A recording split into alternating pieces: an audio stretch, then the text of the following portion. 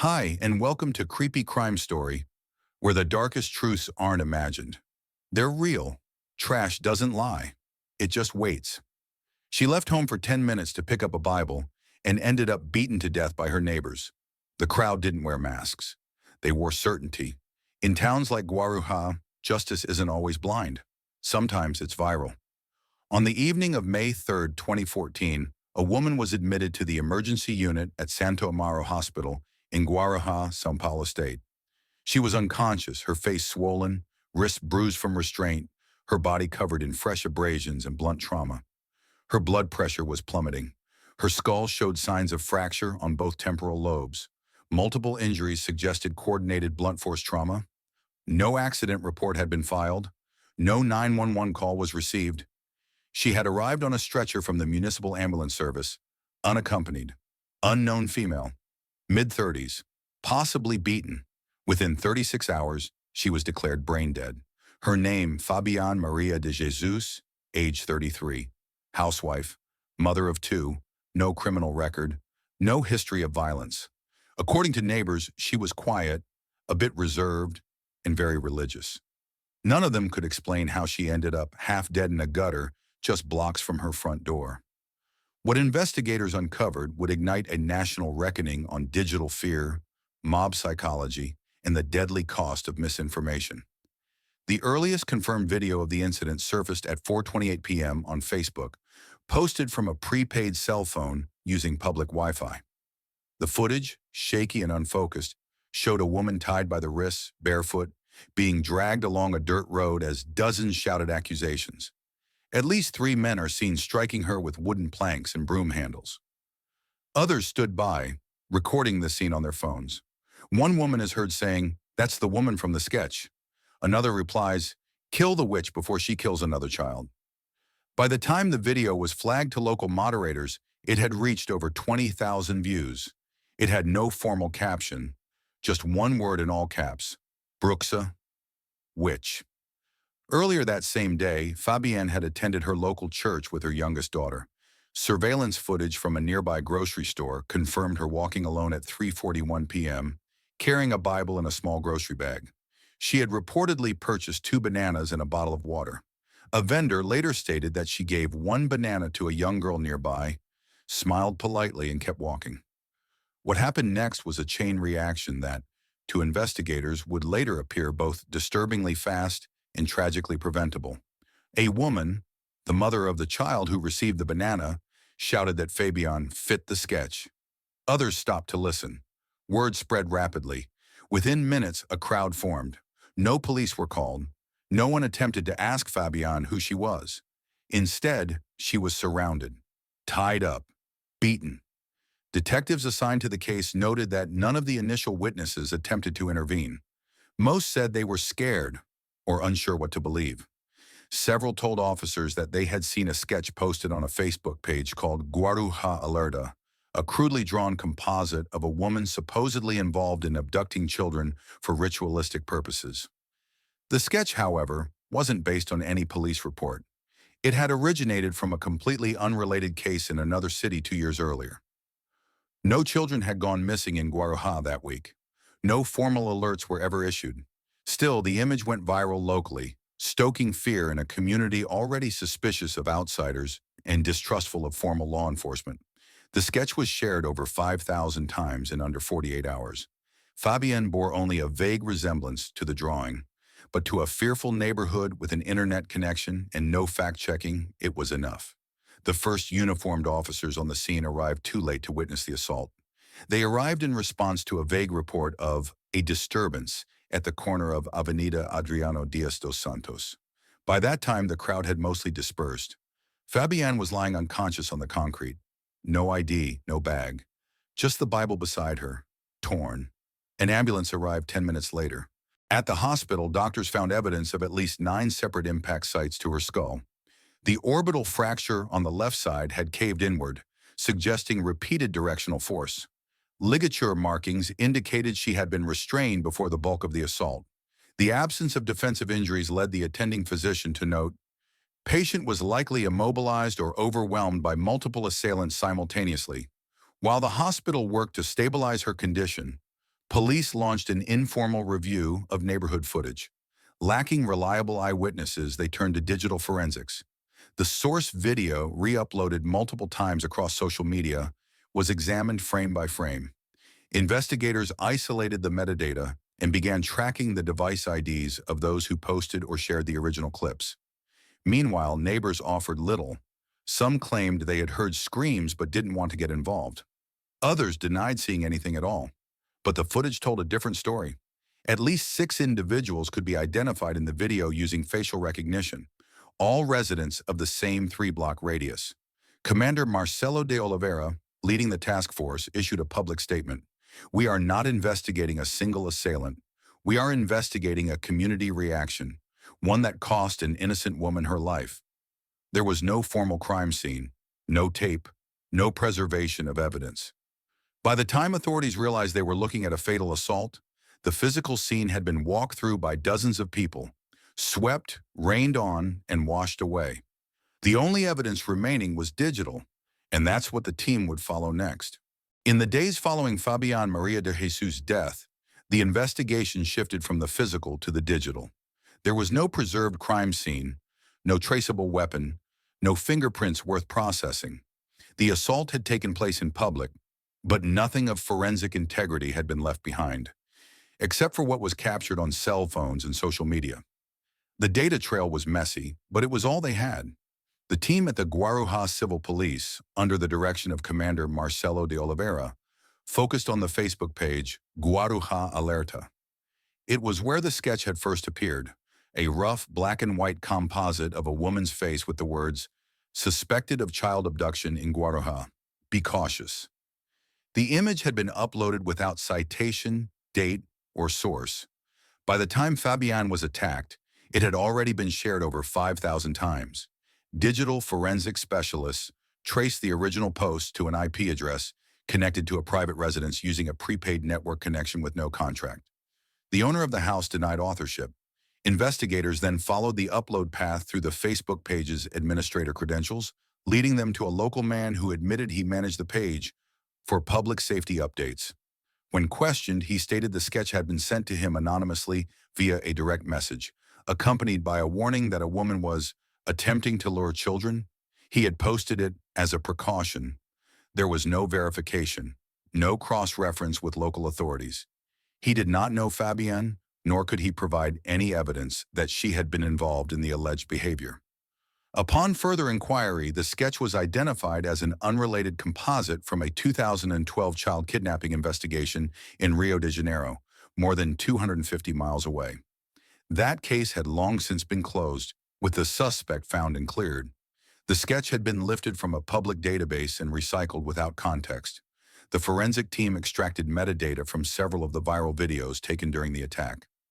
One clip, posted by a bystander and later deleted, showed a hand pointing at Fabienne with the phrase, "She's the one from the internet." The clip's geolocation matched the exact intersection where Fabienne had last been seen alive. This provided investigators with a timestamp, 4:17 p.m., May 3rd. From this, they constructed a timeline of escalation. 3:41 p.m., Fabienne last seen on grocery store camera. 3:50 p.m., the sketch is shared again on Guarujá Alerta with the phrase "just now seen in Vila Zilda."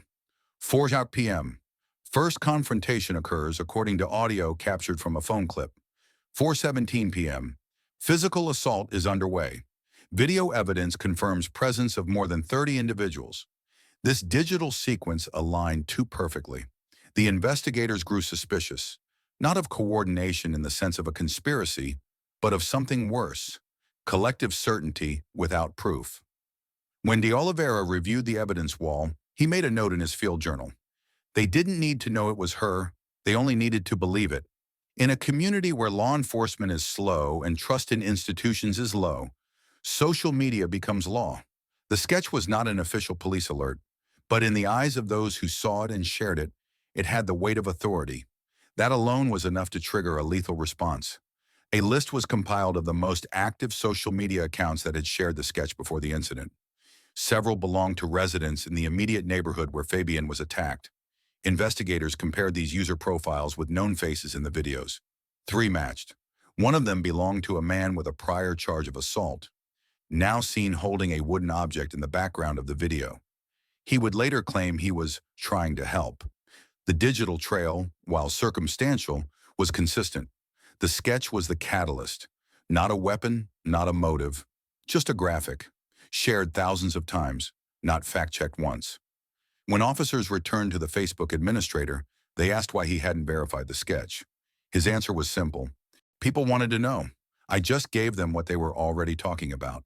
In some places, that's called engagement. In others, it's called negligence. By May 10th, police had confirmed that the sketch bore zero factual connection to any ongoing investigation in Guarujá. No child had been reported missing. No woman matching Fabian's physical appearance had been suspected of any crime. The rumors were entirely unfounded. Still, the sketch remained online for days after her death. It wasn't removed until media outlets publicly connected it to the lynching. By then, the damage had already been done. Forensic Summary, Chapter 2, sketch confirmed to be from an unrelated 2012 case in Rio de Janeiro. Facebook administrator posted it without verification after receiving an anonymous tip. Viral spread of sketch aligned chronologically with Fabian's assault. No children reported missing in Guarujá during that time frame. Digital metadata from video confirmed geolocation and timeline of attack. Sketch functioned as the sole trigger in public perception of Fabian as a threat. Investigators note, it wasn't just the image. It was the way it moved. How quickly a false face becomes a death sentence once belief overrides doubt. By the third day of investigation, it became clear to authorities in Guarujá that they were not dealing with a traditional homicide. There was no singular suspect, no singular weapon, no singular motive. The assault that ended Fabian Maria de Jesus's life was not the result of a dispute or personal vendetta. It was the product of collective action, driven by belief, accelerated by misinformation, and carried out by a crowd. The initial digital analysis from the viral video clips had identified a minimum of 37 individuals present during the beating. At least 12 could be seen in direct proximity to the victim at the time of physical impact. 5 were captured striking her. 1 held a cable believed to have been used to restrain her wrists. 2 others were seen encouraging others to join. None of them, as of May 7th, had contacted law enforcement to give a statement. The footage had been recorded on multiple smartphones. Investigators retrieved 5 raw files from devices that had either posted or shared the clip publicly before deletion. These original videos, uncompressed, allowed for frame-by-frame analysis. Using facial recognition software, cross-referenced with state ID databases, police created a short list of 9 individuals with confirmed visual presence and no attempts to hide identity. The lead suspect, a 26-year-old male, appeared in 2 videos holding a wooden plank. He had a prior arrest for aggravated assault in 2011, but no outstanding warrants. When located and brought in, he denied striking Fabian and claimed he was only trying to scare her away. When confronted with video stills showing him raising the plank over her head, he paused and said nothing. He declined further comment. At this point, police had no recovered physical weapons, but the pathology report had been updated. New findings from the forensic pathologist indicated that at least 7 distinct trauma patterns were present on Fabian's scalp, ranging in depth and angle. The variation in force and direction supported the theory of multiple simultaneous assailants. The forensic notes read, impacts consistent with wood, metal rod, and flexible blunt instruments. No single trajectory accounts for entire injury set. Beyond the physical violence, forensic specialists highlighted a behavioral anomaly. Not one attacker attempted to conceal their identity. There were no masks, no efforts to disguise. This indicated not only impulsive group behavior, but something deeper, a shared confidence that the act was justified. The question for investigators wasn't just who hit Fabian. It was who believed they had the right to. Detectives conducted interviews with nearby residents. Of the 16 questioned, only 2 admitted to witnessing the assault. Both described Fabian as strange or quiet. One stated she acted like someone hiding something, but neither could recall her doing anything suspicious. Their perceptions had been shaped entirely by online rumors and the now infamous sketch. The community climate itself had become unstable, After news of Fabienne's death broke publicly, some residents took down their Facebook accounts. Others deleted videos from their phones. But screenshots circulated rapidly, and digital footprints remained. The lead investigator noted internally, "They deleted the files, not the guilt." By the end of that week, the investigation shifted toward group accountability. Brazilian law allows for prosecution of collective homicide when individuals participate knowingly in a fatal mob assault. This meant identifying each participant, their level of involvement, and proving intent, or at least awareness, of potential fatality. Detectives returned to the neighborhood on May 9th to reconstruct the sequence. Using timestamps from video uploads and surveillance footage, they mapped the crowd's movement. The window from the first shout to the first blow was less than 9 minutes. The assault lasted approximately 12 minutes. In that time, Fabienne was struck more than a dozen times, dragged over 70 feet, and left unresponsive in front of a small grocery stand. No one in the crowd called emergency services. A bystander finally flagged down a patrol unit passing nearby. When paramedics arrived, they found her pulse faint and her breathing irregular. She had no ID, no phone, and no way to identify herself. The officers at the scene noted one item left beside her body, a worn Bible with a child's name written on the inside cover. One officer would later describe it as the only personal artifact recovered that day. The broader forensic strategy now relied on behavioral clustering, grouping perpetrators by type: initiators, enablers, passive observers, and documentarians. This helped prosecutors begin constructing a chain of command for criminal liability, even within a decentralized assault. The digital footprint gave a reliable sequencing structure, but there were still problems. Many faces in the video remained unidentified. A handful of key participants had fled the area. Some who had shared the sketch online had since changed phone numbers or wiped their digital activity.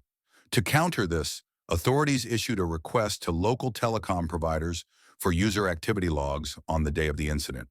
From there, metadata pings allowed geofencing the group and confirming proximity of specific users at the scene during the assault window. These patterns weren't perfect, but they were tight enough for warrants. By May 12th, police had formally charged 4 individuals with homicide. 2 of them had previously shared the sketch on their personal profiles. One was shown laughing in a video as Fabienne was struck in the head. All 4 were denied bail. Additional suspects were under surveillance. Publicly, local officials addressed the press and emphasized that the case was still developing. Privately, they were overwhelmed. This wasn't just an arrest operation.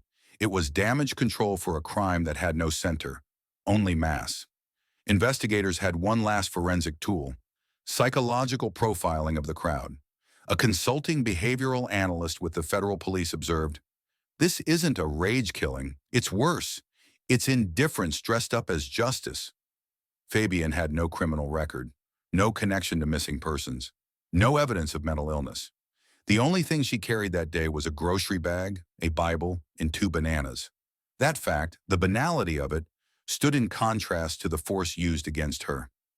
For investigators, the new question wasn't just how a woman was killed by dozens of strangers. It was how those strangers walked away believing they had done the right thing. By the second week of May 2014, the investigation into the death of Fabienne Maria de Jesus moved into a new phase. One no longer focused solely on individuals, but on the systemic mechanism that made her death possible. It wasn't just a murder. It was the result of digital noise overwhelming rational thought. The crowd didn't need a plan. They needed a trigger. And social media gave them one. Investigators turned their attention to content behavior analysis. While forensic teams continued processing device-level data, a parallel unit was tasked with understanding how information, specifically the false sketch, was interpreted, shared, and emotionally reacted to. This wasn't psychological profiling in the traditional sense. It was pattern recognition across platforms, identifying not just who clicked, but how fast they reacted and what that response looked like. In less than 48 hours before Fabienne's attack, posts linking her to a non-existent child abduction had been shared nearly 6,000 times across 3 local Facebook groups. Comments included phrases like, "She needs to disappear," and "She won't harm anyone if we act." The language wasn't subtle. And it wasn't ignored, but legally it wasn't enough. Under Brazilian law in 2014, posting unverified accusations online, no matter how damaging, rarely met the threshold for criminal incitement. The burden of proof sat not on the creators, but on intent to provoke violence. In this case, the violence had already occurred. Authorities cross-referenced those who had shared or commented on the original sketch with confirmed GPS pings collected during the assault. Out of 152 unique profiles, 28 users were within a 500-foot radius of the scene during the time Fabienne was attacked. 13 had posted commentary either encouraging punishment or identifying her as the woman from the picture. 7 of them were confirmed to have filmed the assault. 2 had uploaded videos in real time. What began to emerge wasn't a case of random chaos. It was reinforcement behavior, driven by algorithms. Each user, once exposed to the rumor, received more content reinforcing it. Fabienne had never been charged with a crime. She had no known psychological history, but in the data clusters that led to her death, those facts were irrelevant.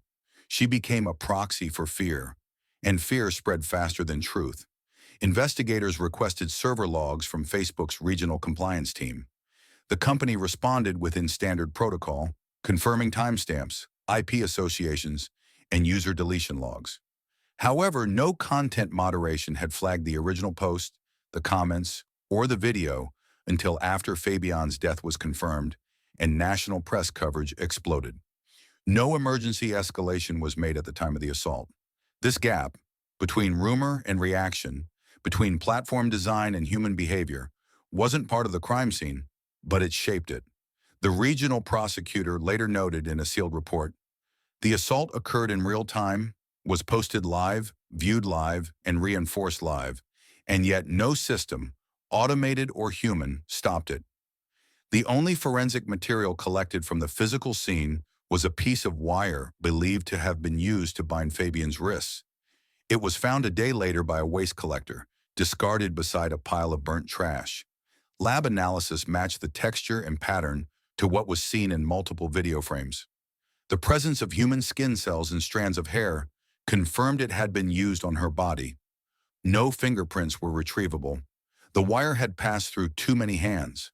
Without more physical evidence, digital artifacts became central to prosecutorial strategy. Investigators cataloged device-to-action correlations, phone ID, upload time, GPS stamp, and crowd position. In 3 cases, the uploader's physical proximity to Fabienne was within 6 feet at the time of impact. That level of correlation, along with footage showing them looking directly at her while recording, provided grounds for arrest, not as bystanders, as accessories. The most disturbing find wasn't in the hardware. It was in video behavior. Several clips captured audio from behind the camera, voices laughing, narrating the attack like sport. One video included background commentary that identified Fabienne by name. This meant at least one person knew who she was and chose not to stop it. That wasn't fear. That was indifference. Fabienne was buried on May 7th. Her funeral, sparsely attended, was held under police presence to prevent further escalation. Her husband declined interviews. Her daughters were placed in the care of a relative outside the city. The only public statement came from her sister. She died because of a rumor. She died because no one asked her name. There was no coordinated conspiracy to kill Fabienne, but the structure of what happened, the false sketch, the digital mob, the silent bystanders, was disturbingly efficient. Every tool used against her had been designed for connection. Instead, they were used to amplify belief over fact. In towns like Guarujá, where formal justice is often slow, the crowd filled the vacuum. But what happened in that space wasn't justice. It was social confirmation turned violent, and that distinction mattered, not just legally but morally. In homicide investigations, cause of death is often just the beginning. But in Fabienne Maria de Jesus' case, the physical violence was only the final step in a process that started long before the first blow was thrown. Investigators were now working in reverse, tracing the path not from blood to motive, but from digital trigger to group action. To understand how a false belief escalated into a homicide, they had to reconstruct it from the inside out. The first major development came from video sequencing analysis.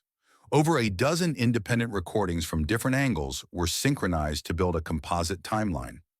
Frame-by-frame overlays revealed crowd dynamics: who entered the scene, who exited, who stood still, and who moved in on Fabian during key points of escalation. The final synchronized composite covered 23 minutes of real-time footage across 5 distinct locations, with over 40 participants visible. A key moment emerged at minute 8. A bystander shouted, "It's her!" loud enough to redirect the crowd's movement. From that point, proximity tightened, vocal cues intensified, and the first physical contact occurred. Investigators tagged this moment as the activation point. Every action after that, verbal incitement, physical restraint, and eventual assault, followed in under 5 minutes. The forensic team isolated crowd audio and identified 6 unique voices giving directives. While not every participant struck Fabienne, these voices directed the energy of the group and reinforced the false narrative. None of them were law enforcement. None were trained. All of them were wrong. Investigators used motion vector analysis to determine who approached Fabienne versus who stood passive. That data was layered with timestamps from digital uploads and cross-referenced with mobile device geolocation. This multi-layer map created a clearer picture, not of intent, but of involvement. From here, prosecutors could begin assigning degrees of liability. Those who recorded and cheered would face lesser charges. Those who restrained or incited would not. In parallel, legal analysts built a prosecutorial framework using collective responsibility statutes, a model more commonly used in cases of organized mob violence. The challenge wasn't proving that Fabienne died from injuries. That was medically established. The challenge was proving that her death was a foreseeable consequence of the group's actions. On May 14th, forensic linguists joined the task force to analyze pre-assault Facebook posts and comments. Their goal wasn't to assess grammar. It was to assess tone, specifically signs of premeditation. They identified 22 accounts that had previously discussed taking justice into their own hands. Of those, 11 belonged to users present at the scene. This added weight to the theory that the event wasn't entirely spontaneous. Meanwhile, a separate review of 911 activity logs, or Brazil's local equivalent, confirmed what many feared. Not a single emergency call had been placed before Fabienne was unconscious. 2 calls were made after, both vague. The lack of any legitimate emergency report during the act itself spoke volumes about the crowd's state of mind. Not panic, but collective detachment. A subtle but damning piece of evidence emerged from an old security camera. Positioned on a side street, it captured a man leaving the crowd and briefly pacing before returning. His body language showed hesitation. He looked back twice. Then he walked back into the crowd and was later seen in video footage handing someone a piece of rebar. That moment, caught unintentionally, was added to the prosecution file. It wasn't just a crime of action, it was a crime of non-interruption.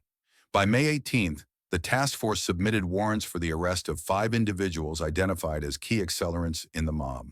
4 were charged with homicide under aggravating circumstances. 1 was charged with incitement to violence with fatal consequences. The arrests were public but quiet. No press releases, no images released. Police did not want a repeat of what had already happened. Behind closed doors, a prosecutor posed a final question to the investigative team. Was there any moment, any one decision that could have stopped it? There was no clear answer, but data showed that by the time the first person raised their voice, the group had already made its decision. The false narrative had embedded too deeply. The investigation wasn't about chasing a lone killer. It was about proving that truth, when ignored collectively, can kill with precision. By late May 2014, the investigation into Fabienne Maria de Jesus' death had produced evidence strong enough for charges. But the core dilemma hadn't changed. Who exactly had killed her? In a courtroom, assigning culpability requires precision, a weapon, a hand, a name. But this case had all of the harm and none of the clarity. Prosecutors weren't building a file on a killer. They were building a framework against collective destruction.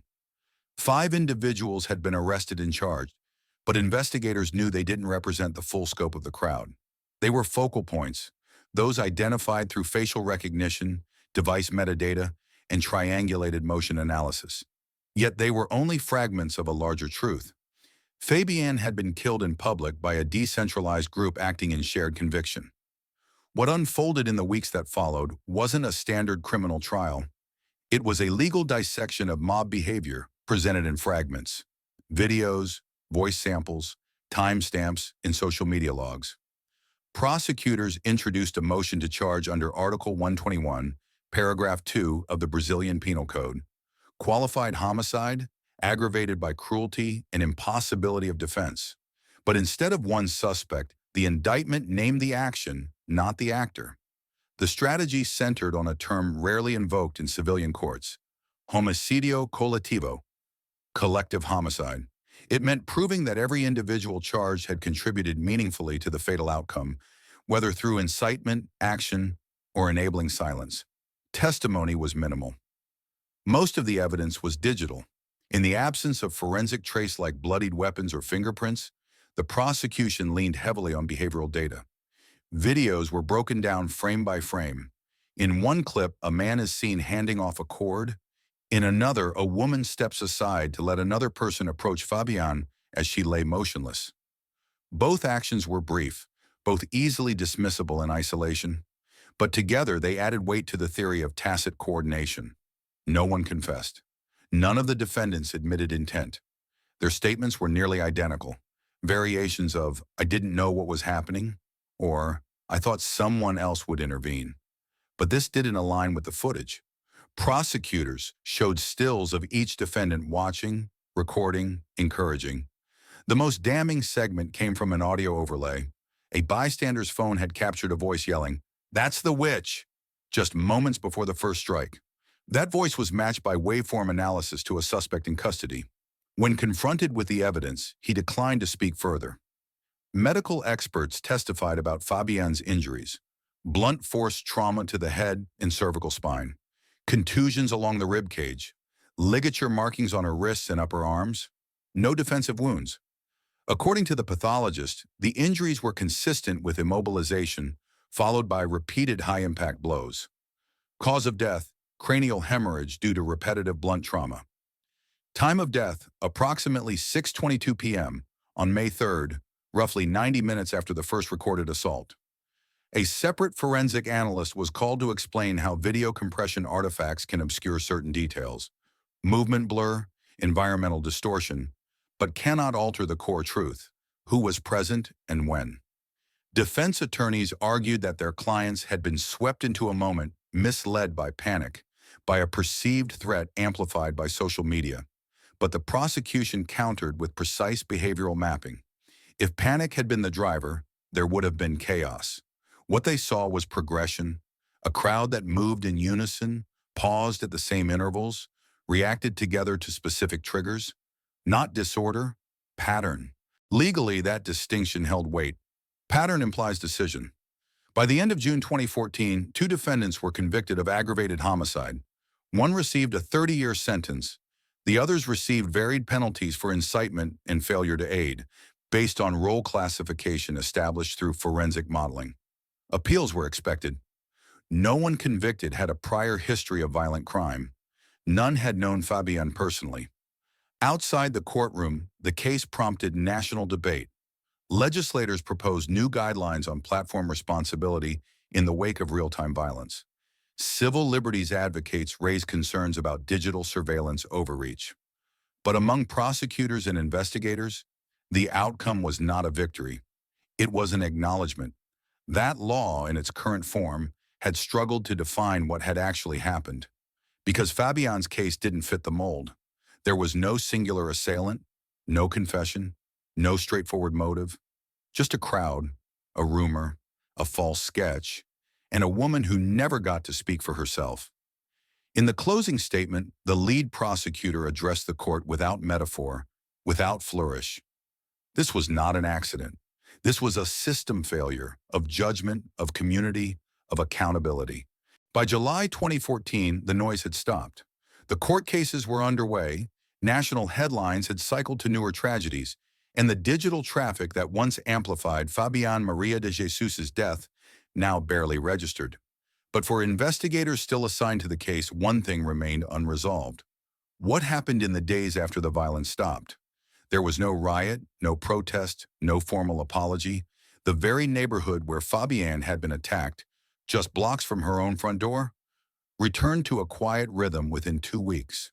Grocery stands reopened. The vendor who had seen her that day said business was back to normal, but he never used her name. Investigators returned for follow-up interviews, this time not to build a case, but to assess community response. The results were consistent. Residents either refused to speak or claimed they didn't know enough to say anything. Most avoided discussing the sketch or the video footage. Several had deleted their accounts. 2 had relocated entirely. One forensic sociologist tasked with reviewing post-crime behavioral patterns summarized the phenomenon as localized erasure. The event had not only fractured social trust, it had rewritten memory. Without legal necessity or public pressure, the community's default reaction was distance. This was not a failure of data. The digital archive still existed. Every upload, every comment, every share remained on secure servers. What had disappeared was local ownership. The idea that someone, anyone, could have stopped it had dissolved. That vacuum posed a new question for the team. What prevents recurrence if the system erases its own trauma? Law enforcement initiated a final audit of the sketch's origin. The image, proven unrelated and misappropriated, had circulated for nearly 4 days before Fabienne was attacked. It had passed through 11 admin-controlled community pages, all unverified. Only 3 moderators responded to police outreach. None accepted responsibility. All claimed the same defense. We just reposted. Digital forensics confirmed the sketch was originally lifted from an archived media site in Rio de Janeiro and misattributed by a private user with no connection to law enforcement. That account had been deactivated post-incident and remained untraceable, having used false registration data. No IP logging had been captured before deletion. The system, platform, user, and community had no mechanism for correction. Fabienne had been accused, tried, and executed without ever being formally named. Now she was being collectively forgotten in the same manner. One of the few constants was the church Fabienne attended. Investigators noted that attendance dropped sharply after her death. Congregants offered no comment. The pastor declined media requests and shifted Sunday services to focus on spiritual resilience. There was no formal remembrance, no candlelight vigil, no foundation. Just a name on a gravestone and a locked drawer full of digital evidence. The only long-term change occurred outside the neighborhood. National legislators, reacting to the case's visibility, began drafting a policy package on platform accountability, informal misinformation monitoring, and rapid escalation protocols. The proposal met resistance and was eventually shelved. Critics argued it threatened free speech.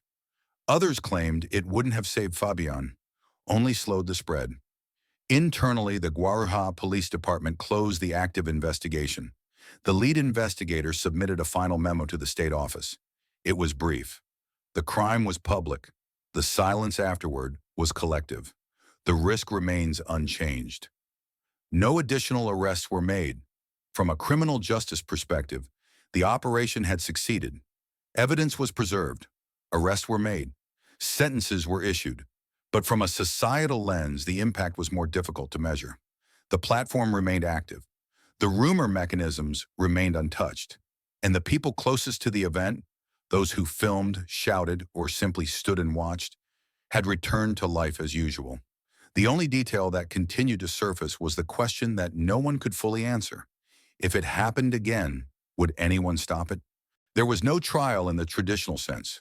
No singular defendant sitting behind a courtroom table. No gavel fell to declare justice served. Because Fabienne Maria de Jesus was not murdered by one person, but by a crowd. By the time the forensic results confirmed what her family already knew, that she had no criminal record, no link to child abduction, no history of mental illness or violent behavior, it was too late.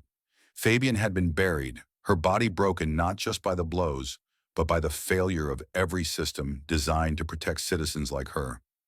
The medical examiner's report was clinical, detached, cranial trauma, multiple fractures, cerebral edema, consistent with prolonged physical assault.